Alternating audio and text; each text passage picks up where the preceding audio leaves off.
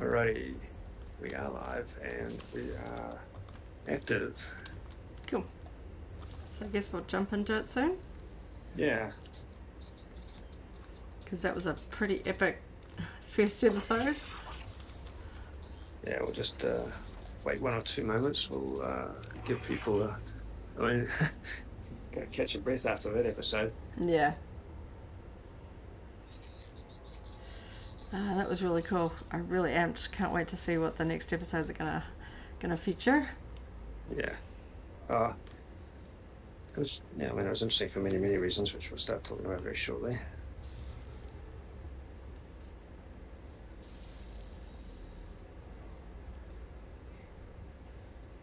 Okay. So, if you're in chat, welcome to our first post-episode stream featuring chat from the first episode of the Book of Boba Fett. We've been waiting for a year for that since we first learned of its existence and got the teaser. And we've been building up hype over the past month and a bit, maybe 2 months. And I think it was worth it. We knew there was going to be some flashbacks. Hey Barry's in chat. Hey doing, Barry? Hey. Good to see you, mate. So it was super interesting how much of that was actually flashback. I think it dominated the episode. A little bit of exposition related to the crime lords, but mostly just backstory and a lot of dialogue-less scenes as well, which really felt like it built up a lot of keep you on the edge, keep me on the edge. So we're just playing around with some of our secondary characters here in SWTOR. We're going to try and do it in the background while we talk about some of the things we saw in the Book of Boba Fett. The reason we're playing secondary characters is because there's a major update coming to this game in February, and when they do that, they're going to be removing some of the achievements and the achievements that we happen to have on our primary characters but not on our secondary characters. So for today we're playing on our secondary characters. They're not as well geared or as well honed in terms of combat rotations, so don't overanalyze what we're actually doing or if we even die while we're trying to talk. Because we want to really talk about what we've seen in the Book of Boba Fett. But part of the other reason we're using these secondary characters is because they are Republic aligned, and that lets us go to do a quest at the Pit of Carcoon. Yeah. And see the actual Sarlacc, which has been around for a very long time. So we've got a good few people coming in to chat. Welcome all. If you just joined, we're just getting ready to launch into things. Hope you all enjoyed that episode of the Book of Boba Fett. Throw up any of your thoughts into chat if you want to get the conversation rolling. If you just joined, I was just in particular saying that I found it interesting that so much of it was backstory, flashbacks, dreamscapes. I wasn't sure how much time I'd spend on that, or if I'd just explain it away fairly quickly, but clearly the adventures that he went through in the Tuscan camp are going to come into play at some point. Found it super interesting that they were really playing with variations on the Tuscan costumes and the colour palette that the Tuscans were using. Yeah. Particular note, they had a lot of black robes, which we know Boba Fett's wearing when he makes his first appearance on Tatooine later, so I suspect they're going to help clothe him. Yeah. So I guess we get started. Yeah, just make. Yep. Should we go there first? Down the hole. Start there first. All right. Yeah, I was surprised at how much they showed in terms of backstory. Starting off the episode 2 flashbacks. Yeah, that was kind of fun. Now, notice they actually credited Daniel Logan in the credits. Yep. But they also credited a body double, so they had someone else. showing up on scene for the slightly wider, slightly extended shot. Yeah. Of that scene. But I thought it was super interesting that they, I mean, along the way, you know, there's been conversations for a very long time that Boba Fett could have or did survive the Sarlacc. And so there's been all sorts of official and semi-official artwork, even to the extent of showing him around the mouth of the Sarlacc after escaping, but there's even been some artwork depicting him inside the Sarlacc before, but I did not expect to straight up see him inside the belly of the Sarlacc. Yeah, that was really cool. Like straight away, right at the start of the episode. I thought they might have gone sort of setting us up with what he's doing on Tatooine, and then sort of take a moment to kind of flash back to how he got out. It would have been quite brief. Yeah, yeah. They put the call back all the way to episode 2. Yeah.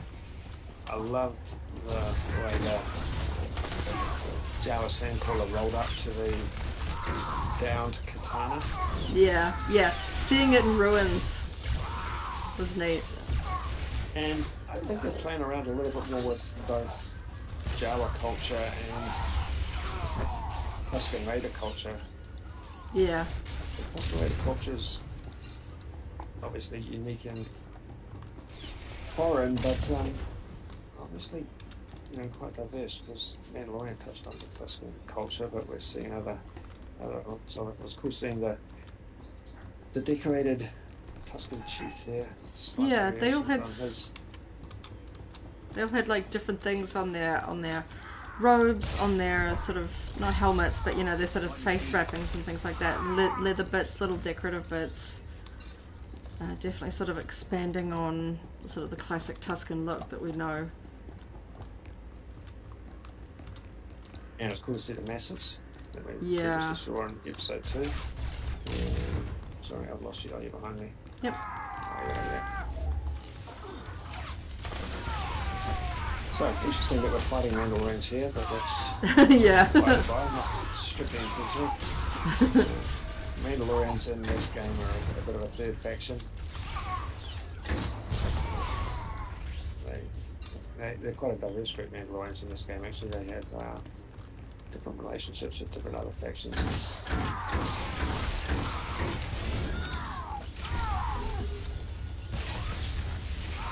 So yeah, I guess I'm not too surprised with the way that they treated his backstory. They didn't try and sort of like reinvent the story. I think... No, it wasn't complex. It was just straightforward. Based on what we said, sort of, that he lost his armor somehow and was somehow connected to the Tuscans. So it all kind of lined up quite neatly, but they actually just showed a lot more than I was expecting. So that was a pleasant surprise there. Interesting seeing, Jawa's actually taking the, I guess it was just necessary showing that Jawa's taking his armor off, his backpack off, his jetpack off.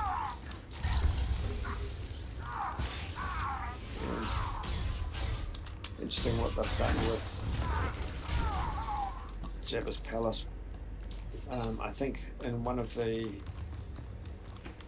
teaser clips we see Fennec and Boba looking out a curtained window, which I assume is that upstairs room. Yeah. That, whoops, sorry, I'm going to have to switch my nameplates a little bit because I turned them off before when I was doing screen caps, so I'm not getting cosmic warning when I run into people and say, yeah, it's an interesting, like they've picked a different style of sort of, I assume it's like a Bacta tank, Kolto tank, something along those lines, with sort of the, so that he can get in and out of it, I guess, a little easier than the one that we see that Luke. He still seems to be extremely vulnerable. Yeah. To need to be in it on an ongoing basis. Yeah, well, it was pretty brutal what they sort of showed him, like at the start, you know, being dragged through the desert with no water after, you know, escaping the Sarlacc pit.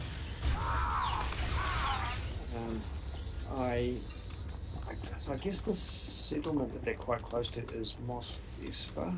Yeah, they mentioned Mos Espa. Because they talk about them there as Mos Espa. Yeah. But he did also mention Anchorhead.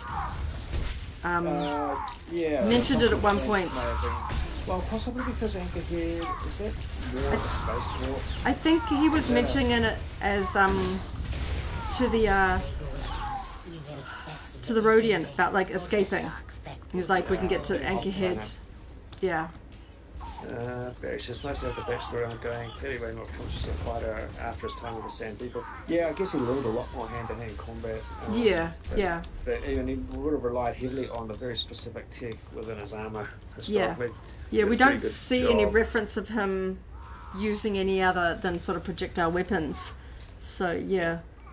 I mean, that's the thing about armor like that. You get, I would imagine, you get heavily reliant on the enhanced sensory input as well as the enhanced tactical capabilities. So which one do you want to go to next? You're cool. Should we go to the Sarlacc pit, or let's go pirate bullies? Yeah, the pirate bullies. That's a straight easy one. It was an interesting opening when he was just sort of taking tribute from the various other yeah, that was kind of fun. Of the region. Yeah.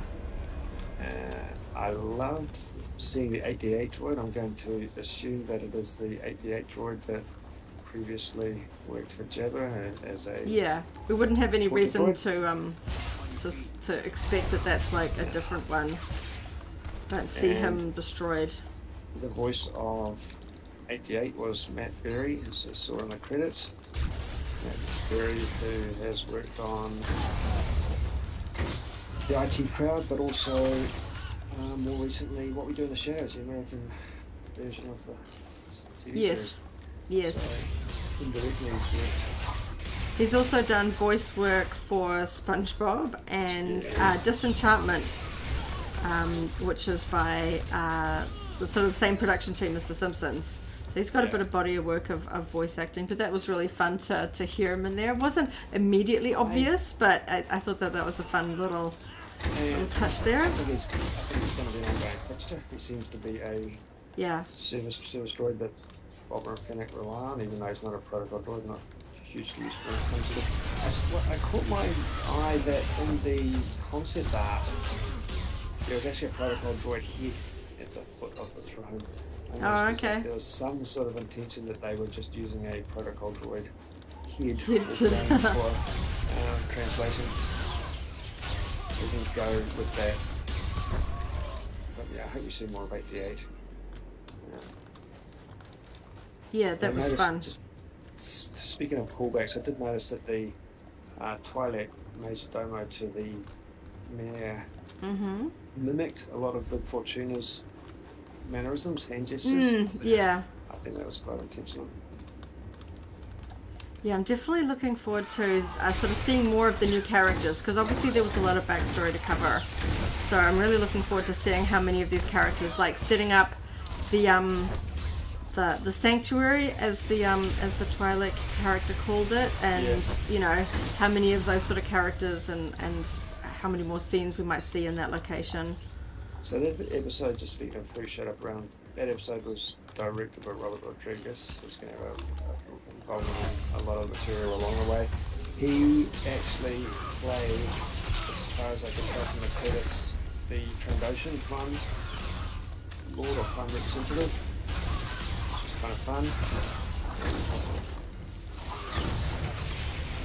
So there were actually scenes in the teasers, despite what we've been told that we didn't see in there. We didn't see the Grand Feast. No. We got a taste of who those, I think they nicked them on orders. We got a taste of them. Attacking that homestead. But we didn't see the extended swoop bike scenes that we saw in the teaser. Or the speeders sort of knocking droids over, going through sort of the Tatooine streets. Didn't see that either. So that could just come down to editing. Yeah, I'm sure that'll be coming up pretty soon. Yeah. So I was taking notes as I was going through. They had a few exterior shots of Kamino right at the start. I thought that was really cool. Right back, we were sort of getting the sort of history with Jango, because obviously that was sort of be Boba's home planet, like with the clones. I thought that was really cool. Obviously the flashback with the Geonosian arena. I thought that was cool. Yeah. I liked the fact that everyone called him Lord Fett when they were sort of doing the receiving of, guests and stuff like that. They called him Lord Fett, which I thought was kind of fun. Definitely positioning himself in that regard, Yeah. Because, sort of like Crime Lord Fett, so they sort of took that title and they referred to him as Lord Fett. Pulling in Gamorrean guards, I think that was really fun. They're going to work on those characters, I think. They're going to. I mean, it was quite cool that they did stick around in terms of being loyal in a very useful way, both in terms of defending him but getting him back to tank, which they didn't need to do. So my presumption is that they're playing Gamorreans as being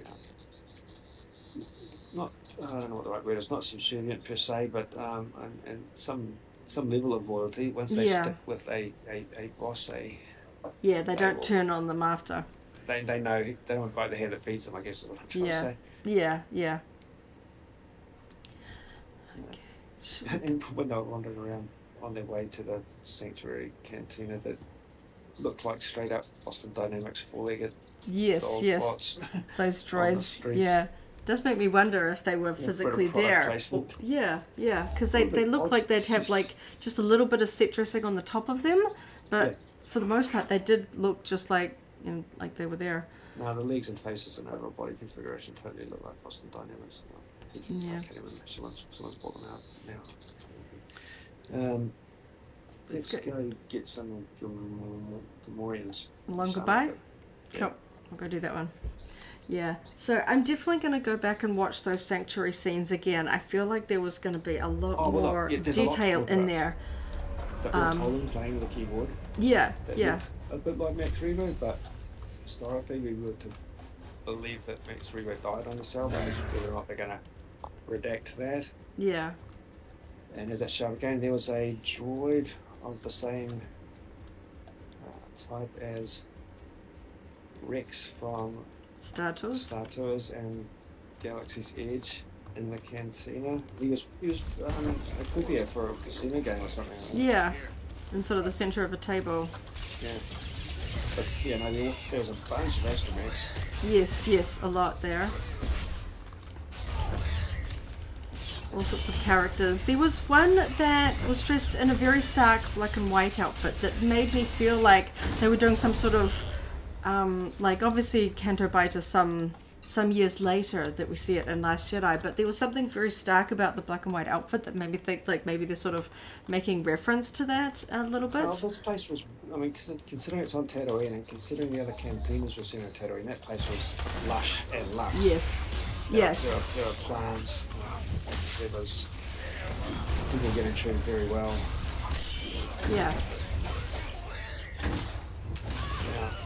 It was fun because this is one of the first times that we've seen in live action, certainly, a Twi'lek holding a position of power. Yep. Rather than being a sort of secondary. Yeah, they're often referred to as sort of slaves and things like that in some of the movies. So that was really fun. I do hope we see more of that primary Twi'lek sort of hostess, the sort of the proprietor of the sanctuary, especially since they've cast somebody that's well known for that role. Yeah, so that was Jennifer Beal from Flashdance. Yeah. So I feel like they've done that for a specific reason. I liked the sort of the filling their helmets full of coins. I have to take a little bit of a closer screenshot. I do notice that some of those coins have the rebel symbol on them. I didn't notice if they were like similarly Imperial credits at all. Or whether they're sort of making a note that... Well, Boba Fett's comment in the closing episodes of The Mandalorian was that this territory, that was in the vicinity of Python anyway, that the territory is New Republic territory. Yeah. Back. So Imperial currency is not mainstream. Yeah, it's an interesting mix, and I know obviously the showrunners for The Mandalorian love sticking all sorts of references and little Easter eggs and things like that. I think for this it's definitely going to be the sort of thing we're going to have to go back and watch to catch all the details. Just wanted it to be longer. It was all up just a shade over half an hour plus credits. Yeah, especially since we've been waiting a year for this. I may even do too big to watch it again after this, just for a second helping. I mean, it is it's considering we're waiting for a year, it does feel weird, but I almost feel like grumbling that we have to wait another week. Yeah, yeah. Which way are you gonna go? So I definitely thought the I wasn't expecting, like, we kind of obviously knew that he was involved in the Tuscans to some extent. I was wondering whether they were going to play it like they sort of respected him straight from the start, but I kind of like the fact that they kind of pulled back to Shmi Skywalker in the way that they kind of take people prisoner for purposes that aren't exactly clear. Yeah, they just sort of take people prisoner, and yeah, I thought that making them dig for water was an interesting sort of twist on that, you know, as we see that young one sort of taking the road in, and yes, I figured that would probably make sense, because we never really see them ever sort of talked about or depicted as having those masks off. I would have loved, when we saw an adolescent Tuscan, I would have loved to, are you going to jump in? No, I'm going to throw the grenade. I would have loved to see child Tuscans and female Tuscans as we saw them in episode 1. Yes, I was kind of looking around for that to see if I could note any of the ones, because yeah, in episode 2 the female ones had quite distinctly different robes, but yeah, I guess cool. This could possibly be some sort of demarcation of different tribes. The fact that these ones look quite different. Certainly we've seen that with the Mandalorian tribes, so I guess perhaps that's what they were going for, that these ones are darker. Their tents were different to the ones that we saw Anakin fighting. Anakin's ones sort of felt a little bit more organic, certainly more rounded, sort of dome tents. These ones were much more angular, straight-edged, almost sort of prism-shaped, very straight-edged. So I thought that was interesting. That was obviously a very obvious choice, that they were different, and trying not to look like the same clan, but doing the same sort of things, that Savage taking people prisoner and stuff like that. And I appreciated seeing like the Banthas riding in single file and things like that, when they're sort of dragging him back to their camp. I thought it was a very intentional play that the first words that Boba Fett basically spoke was to offer to free the Rodian. Yeah. I think that was a significant introduction of a character trait. Yeah. He has a he's not ruthless. Yes. Unnecessarily ruthless, at least. Yes, because I was like, obviously I'm kind of really keen to see how they play with the character. In the original trilogy, we see him primarily working with the Empire, and we don't really know too much about him.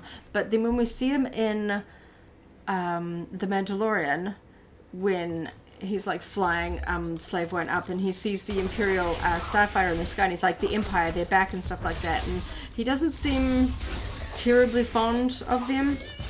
So it'll be interesting to see. I mean, we did get a bit of an Imperial nod there with the Stormtrooper inside the Sarlacc pit, which we never see Stormtroopers near the Sarlacc pit.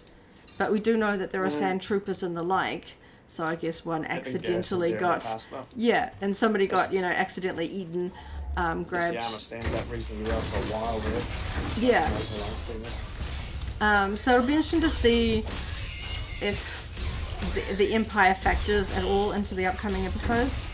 Now that we've gotten a little bit of a nod there, or whether they just kind of... Including nods like, yeah, the Empire is kind of, because we know from The Mandalorian that there is, remnant Empire. There's a lot of people still running around, even after Palpatine's gone. But, yeah. It was, so,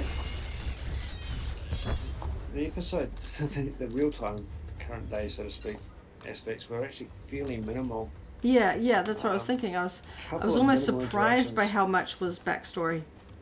Yeah, and in fact, the closing scene was backstory. Yes. They didn't flash back to real time. No. Close the episode. So I suspect that might mean we see a bit more flashback. Yes, I feel like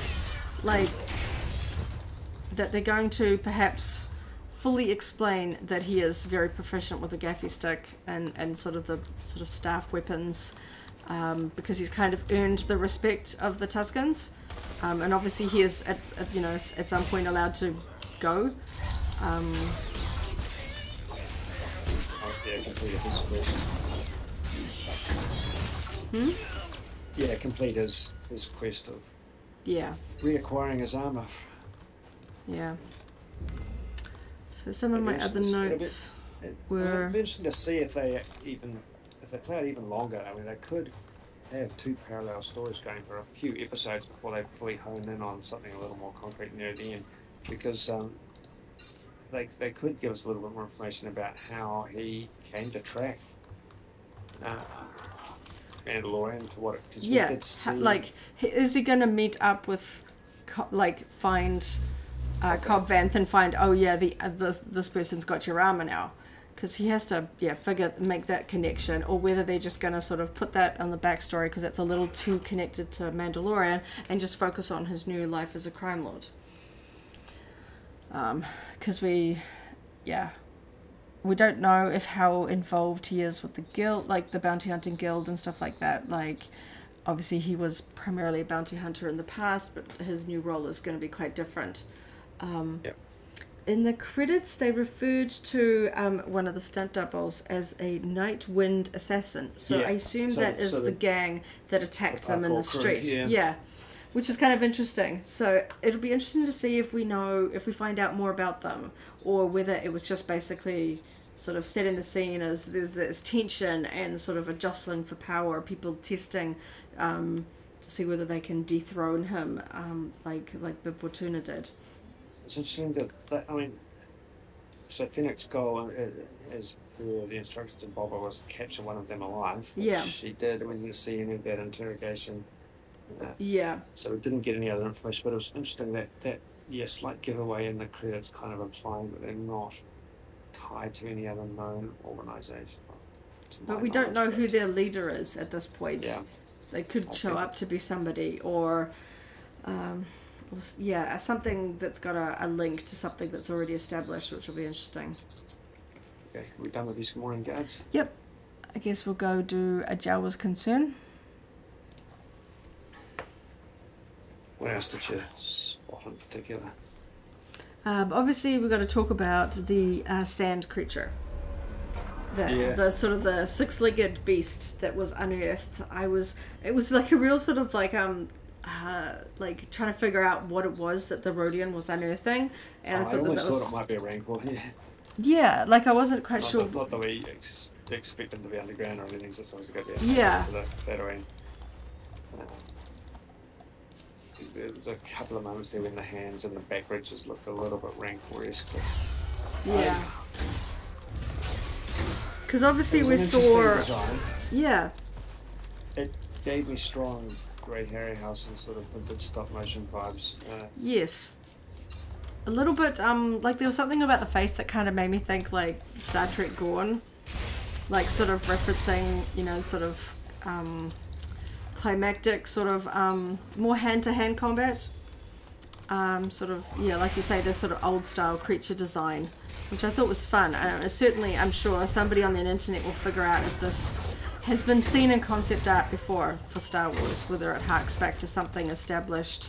There's all sorts of old school books where they sort of really fleshed out characters and creatures from different planets and different worlds and stuff like that, and really sort of expanded things, and Tatooine is a pretty core world in the Star Wars galaxy, so I wouldn't be surprised if there is some sort of reference. It might take a while before we actually get some sort of name for it, unless one of the like somebody from the production actually comes forward and goes, it's called this thing. I'm sure there'll be a behind the scenes book. Information does have a way of coming out. Yeah. A few people on Twitter. Because definitely keen to sort of learn more about it. I noticed one of the ILM guys talking just in advance of this about shows. He was in anticipation of this. He was talking about shows that are using stagecraft, using the volume.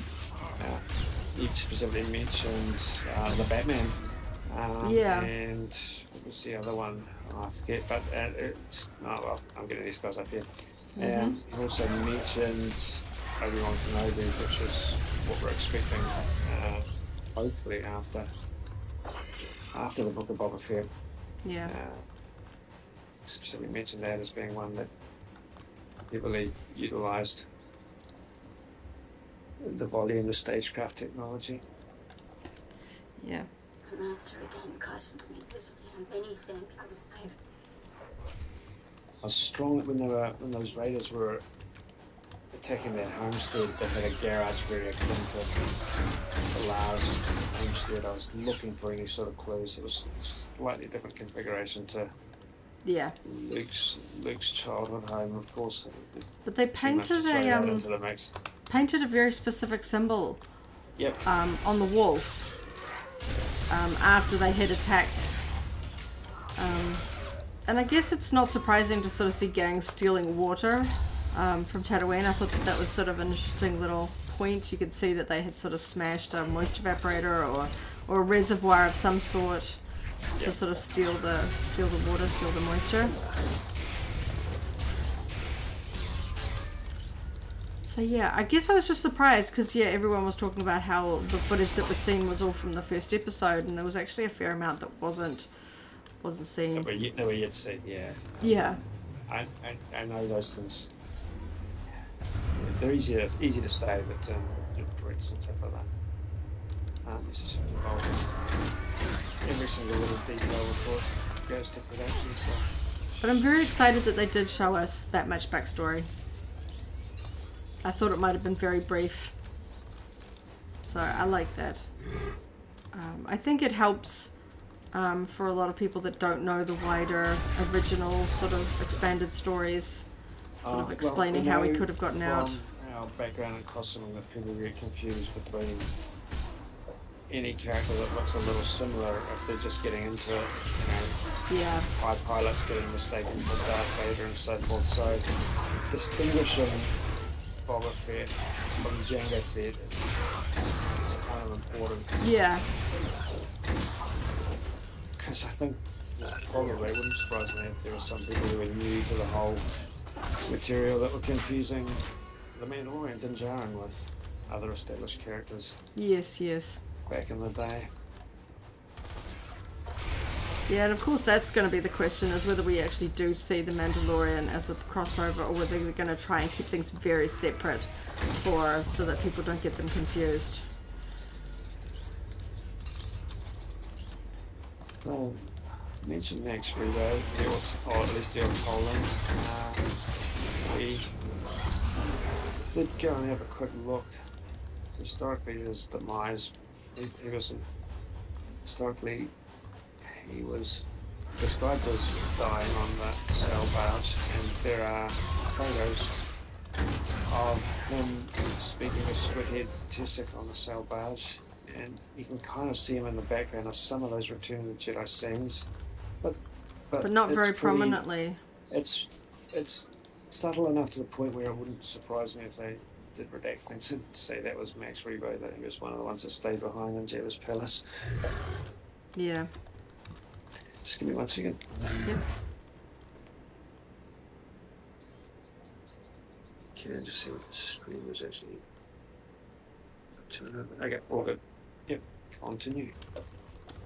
I like these G-backs. Yeah. So just as a side note, we went back, we've watched a couple of other specific episodes of The Mandalorian in advance of this, in anticipation of this. We went back and watched all of the Temuera Morrison episodes of The Mandalorian, which was really cool to do. And we watched the Fennec Shand episode as well, the Gunslinger from season 1. And I really liked that episode. That was the Dave Filoni episode in season 1. It had so many callbacks to the original trilogy.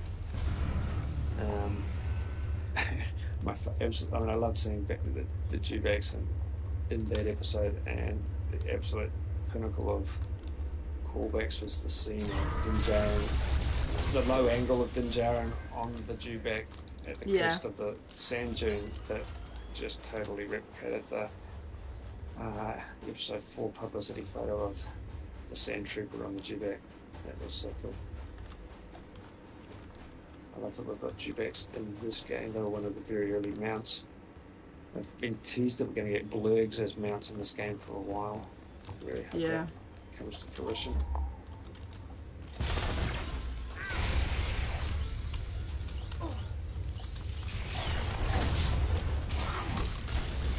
So I don't know if it's going to happen next week. I don't want to speculate too much. I just kind of like waiting and seeing. But we've got to unpack the business with the... So what did you say the other game was called from the credits? Nightwind Assassin. Nightwind, yeah. Yeah. Got to unpack their deal, whether it was a random attack or whether they want to stake out their territory and shut down Book of Boba Fett before he gets too entrenched and too powerful. Yeah, like it was an episode, like when I think back to like the first episode of The Mandalorian that sort of came out with Baby Yoda and kind of blew everyone's minds there, you know, got the internet really going. I think this one, it was, yeah, it wasn't surprises. It almost feels like a sort of a prelude. Like, because this one is 7 episodes. That's right. So it sort of feels like this is the prelude, and then next week we'll sort of really start getting into the story. You know, a sort of a 6-episode arc, and this one's kind of setting things up. So because it had a bit of backstory, a bit of sort of puzzle piecing sort of between what we know and where he showed up in The Mandalorian, I feel like it had a job to do rather than sort of trying to cram in surprises. I like all the little nods, the reference. I just think it was cool that they actually showed inside the Sarlacc, you know, like that was a really cool, surprising moment. Really cool. Yeah. I guess part of that was to show it wasn't just dead easy to escape. Yeah, that's what I figured. Like otherwise everyone would just, find their way out, Yeah.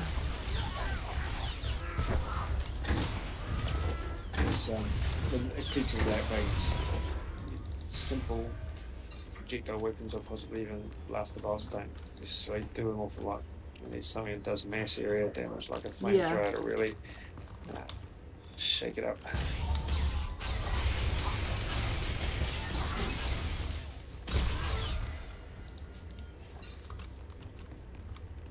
And obviously things like seeing him in sort of the Bacta tank explains why his sort of scarring, I guess, the wounds from being in the Sarlacc, sort of acids, aren't as... So they don't have to do that makeup each and every episode. Yeah, so that's how we saw Boba Fett when he made his first appearance on Tython. So I wonder if that implies, even though the way that the end of Mandalorian, the post-credit scenes played out, it almost looked like it was contemporary, that it was happening at the same time. But the fact that Boba Fett's first appearance in The Mandalorian, he was quite scarred, and we've seen it in The Mandalorian, he was not scarred, and we're one of the scenes recovering from scars. Yeah. So I think, I get the feeling that they're going to say that all of that time, from him getting out of the Sarlacc pit to basically The Mandalorian, which is some years after sort of Return of the Jedi, that he was basically living with the Tuscans, training.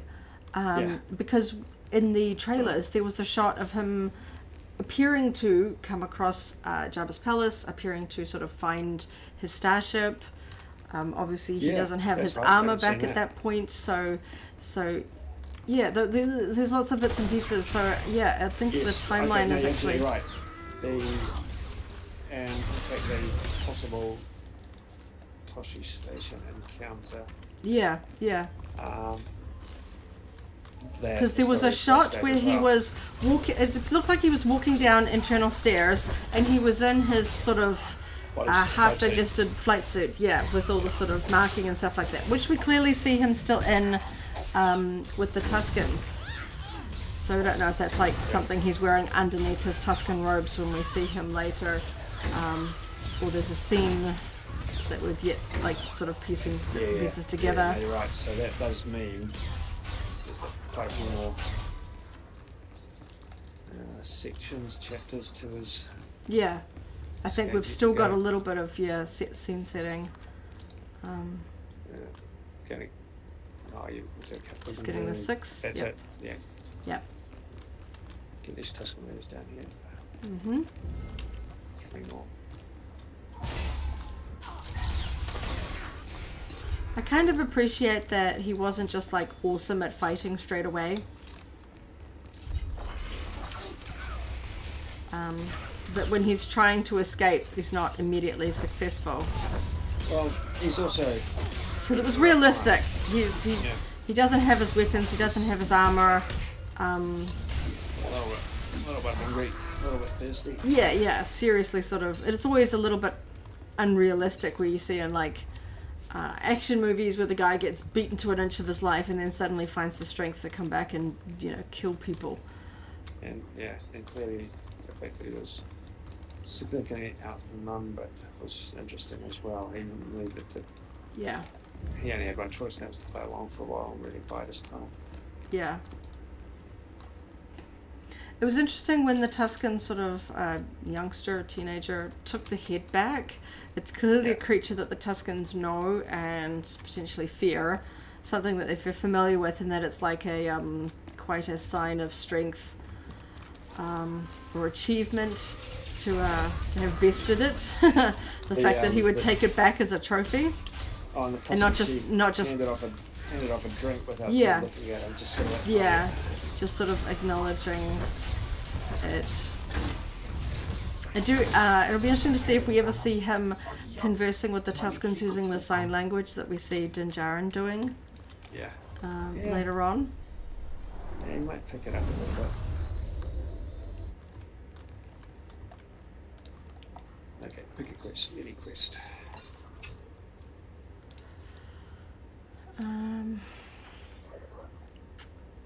Breaking the code. So yeah, it'll be interesting to see what the general consensus is. I'm really liking this first episode. Yeah, I'll tell you what did you think of the music? Yeah, I thought it was like quite a different sort of flavor, eh? Obviously the Mandalorian music came out heavy hitting and strong, and it got people super psyched, and obviously this was going to have a different sort of feel to it. I feel like I need to listen to it a few more times to... It's important for it to be distinct. Yes. Even though it's lovely things in the game, for the main themes. Yeah. Did a more than adequate job of distinguishing it, giving proper its own theme. But I'm saying chanting, it feels very warrior-esque. Yeah. It's interesting, the theme music did leak before the episode came out. I saw a few people sort of talking about it, having a bit of a Polynesian vibe with the chanting. Yeah. Actually, which is, like I said, it did have a bit of a warrior feel. I almost got a bit of a Viking-esque vibe from it along the way as well, once it hit some of its notes. Yes. So one way or another, it did manage to convey a bit of a warrior culture.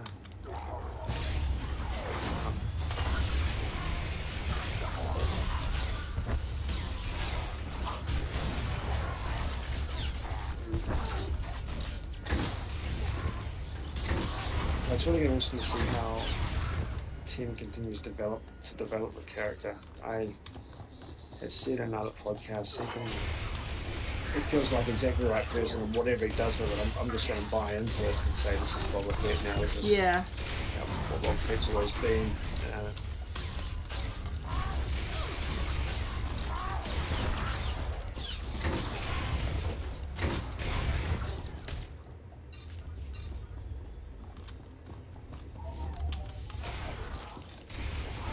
Yeah, I just find myself wishing that they'd dropped the whole season all at once, but I know that that's pretty rough for the Star Wars fans that don't have the time to sit down and watch that many hours, because you wouldn't be able to go near the internet for fear of spoilers. But I feel like at least with this one, it wasn't too much in the way of spoilers. that if people are on holiday around the Christmas season or don't have the time to sort of sit down and watch it, it's not going to be too bad. It wouldn't totally destroy it, I don't think. No. Like I say, the escape from the Sarlacc was pretty much what we expected. It was just... Yeah, it would have been pretty easy to kind of guess that. Yeah, it's just pretty cool to see it actually envisaged, the extent to which it was envisaged. So, unfortunately, he was... I was thinking as they were playing out that scene, because technically we were looking at the Return of the Jedi version of this armour. It's just that it was so caked in goo and mud that it was really recognisable, but yeah, break it down and see if they went to the trouble of replicating the Return of the Jedi paint job underneath that mud and sand. Yeah. And by the time the jails were peeling it off, it was starting to look a lot more like the compound version of it. Yeah. Yeah, it'll be interesting to see if any of the books, if we get a definitive timeline. Like, was he in there for days? Did it take him a while to, like, I assume if he's getting oxygen, then he wouldn't have been in there for very long. Because it could have been, like, literal hours or something like that after, like, Luke and Han and everyone, you know, sailed off on the stolen little skiff and stuff like that. I said, we've only watched it once so far. We'll probably watch it again after this, just because it's so much detail. Yeah. So much detail, but I was just trying to remember. We saw the katana on the sand when he was out of the Sarlacc. There was no smoke from memory. I think, which does imply the passage of time. It's all cooled down. Yeah, because he punches up through the sand rather than like coming out through the mouth or something like that. So that's got to be a bit of an ordeal, I would imagine. Yeah. It's not a sort of a simple, sort of. The immense of the Sarlacc. Yeah. Bit by bit.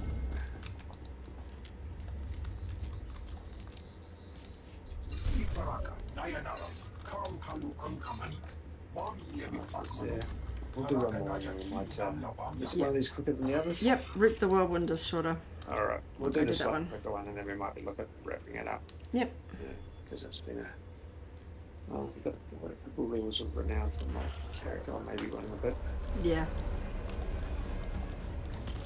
So... I quite like having them come out on Wednesdays, I think. Yeah. Like it.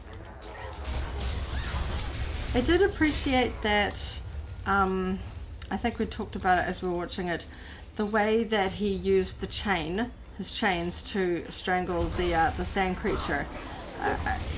You'd have to be able to recognize the parallels there with the way that Princess Leia kills Jabba. And I think it was very intentionally very close. Yes. His, right down to his stance and the way he was levering with his legs to yes. tension on it. Yeah. And it felt like it was showing his feat of strength, but at the same time sort of reminding people of the feat that Leia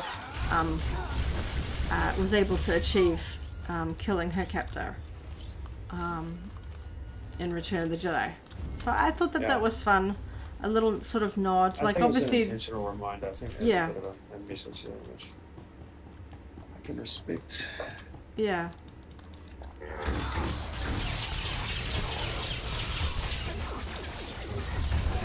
I'm definitely keen to watch it again, probably tonight, and probably again just before episode 2 screens.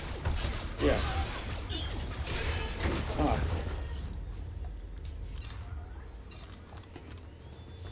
I mean, there was so much detail, and I really did quite enjoy the starting, the pacing of the start. Well, jumping around like that and showing a lot of flashbacks is not really a classic sort of Star Wars style. I remember when we saw like Anakin's kind of dreams in the prequels, and it was kind of like, that was quite different, because we'd never really seen scenes like that. But the Star Wars movies generally play out in a very standard manner. So I thought it was interesting the way they kind of jumped around a little bit. Showed us, you know, all the way back, Tatooine, Camino, when he was young and sort of, how he got out and stuff like that. And he also made the comment to Fennec, he was like, getting the dreams again. So I guess that was just kind of pointing out that, this is dreams, so, whether it was obvious or whether there's more there. Yeah, on that note, Fennec played a fairly, she obviously had a bit of an action role in some of the scenes, but she didn't have a lot of personal exposition or personal development. So no. I'm wondering and wondering to what extent we're going to see any commentary about her story, about when she was left on the sands of Tatooine, so to speak. He did sort of mention that, you know, she was an assassin. Sort of making that point that she's not a bounty hunter. She is an assassin. That is her skill is killing people. We knew that from her introduction back in The Mandalorian, because yes. What's his name? Jack Cannavale's character said he was looking for the assassin Fennec Shand, so she has been referred to, you know, right back from the UK, but I'd like to see shade more explanation about not just the current state of the relationship between Boba Fett and Fennec Shand, but the backstory to it and the development of it, I think. Yeah. Yeah, because we don't really, I mean, there's the concept of a life debt in Star Wars that, obviously from Han Solo and Chewbacca. One of the Trandoshan, when it came in, was that supposed to be a Wookiee pelt? Oh yeah, I assume so.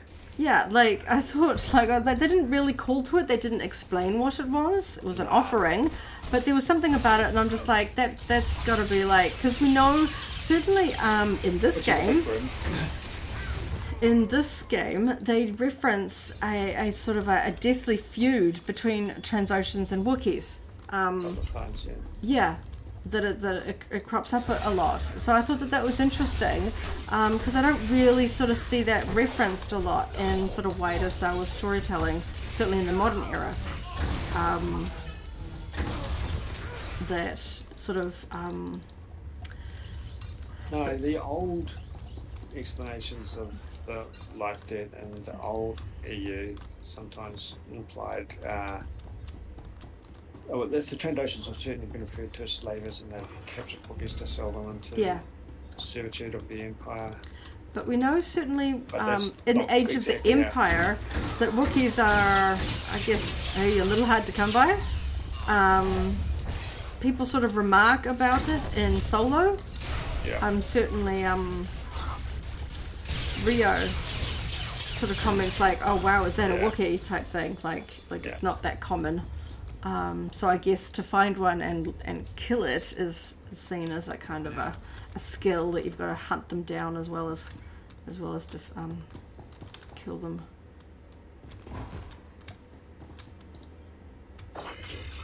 I like that they included so many recognizable species. Sort of really OG, sort of original trilogy, Tatooine species and things like that, you know? Started off with the Acquisition, Twi'leks, and I was kind of hoping we would see the Hammerhead.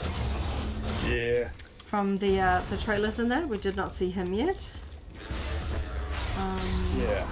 Because he looks like he's in a position of power. He's on sort of a chair / throne. Keen to see what's going on there.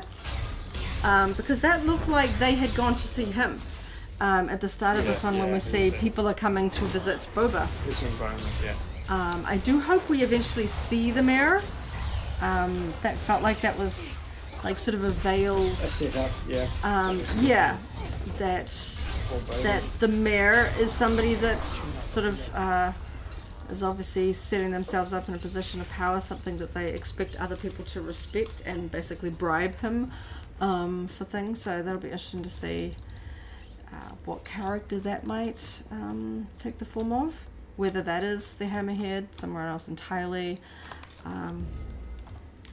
I like the way that we saw some really interesting characters and species showing up in The Mandalorian. So I'm hoping that, I mean, we've seen a good few sort of classic Star Wars aliens in this first episode. I'm hoping we see a sort of a continuation of that in the subsequent episodes. We still don't know if we really get off-world, whether this is all going to be completely on Tatooine.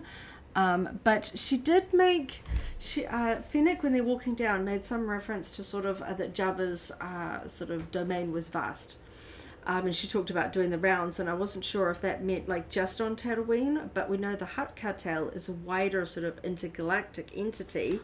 We don't know whether they're just sort of taking over Jabba's specific turf. I imagine they're not trying to sort of take on the Hutt Cartel as a larger extent.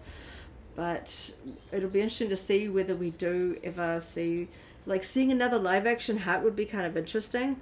Like if somebody came to Tatooine and they're like, hey, Jabba was part of the Hutt Cartel, you know, we're here to sort of take his territory over, which would be interesting. I completely forgot to start throwing snowballs for the Life Day event while we were running around doing that. But yeah, I think the main sort of, like, it's not like, wasn't like jaw-dropping, oh my gosh type moments. I think it just sort of gave me like the warm fuzzies. Like it felt Star Wars. It pieced bits and pieces together. I'm feeling good about the setup and what they've got in store for us for the upcoming episodes. Well, coming up on an hour, that's probably a reasonable place to call it for the evening. Yeah. And straight up go back and watch it again, I think. Yeah. So thanks for those who joined in. Appreciate having you guys just stick around while we ramble for a bit there. It's nice to break it down and just reminisce some of the details we've seen. We'll be doing this again on an ongoing basis. I think we did it before. Well, we started to get into the groove for The Mandalorian, and I think we'd really like to get into the groove for all the Book of Boba Fett. It's a big deal that Tamara Morrison's representing Star Wars and representing New Zealand in this way, I think. So we'll get into a good groove watching the Book of Boba Fett on Wednesdays and running through a little bit of role-playing game and talking about the episode afterwards, and with a bit of luck we might even be able to just roll on over and do that with Obi-Wan Kenobi and the other live action material for the rest of the year. Hope everyone's been having a good holiday break. Some of you might have had to go back to work today. The public holiday's been over. Feels like they were almost too short in some ways. But at least we had that to look forward to for quite a while, and we can keep looking forward to those in the middle of the week moving forward. But we're going to park these guys back in their respective houses and sign off and see you all next week. Yep. Thanks for coming along. May the Force be with you. If you enjoyed this video, go ahead and give it a like, check out our other videos, and subscribe for alerts about new uploads. Thanks for watching, and may the Force be with you.